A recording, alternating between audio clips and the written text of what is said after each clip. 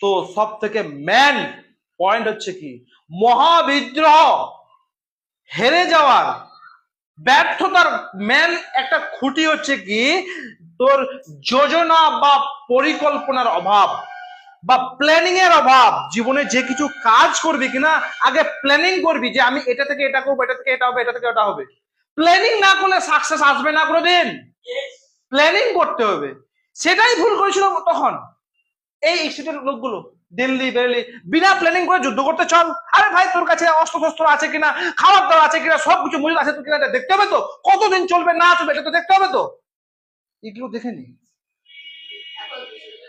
হ্যাঁ, এত জোশ উঠেছিল ভাই, তোর কাছে অত যাচ্ছে মানছি, তুই বিনা প্ল্যানিং এ চলে যাবি। প্ল্যানিং লাগবে, যোজনা লাগবে। বিনা প্ল্যানিং করতে কোথাও কিছু করবি না। আগে প্ল্যানিং করবি, জীবনে যা কিছু করতে হয় প্ল্যানিং কর আগে, তারপর কিছু। এই প্ল্যানিং এর কারণে ওরা আজকে এরকম অবস্থা। 2 নম্বর পয়েন্ট হচ্ছে কি, নেতৃত্বের অভাব। দেখ, আমি প্রথমে বললাম যে বাহাদুর শাহ নেতৃত্ব ছিল, কিন্তু কড়া নেতৃত্ব। মানে এমন বললাম না, যে কোনো একজনকে লিডার হতে হবে।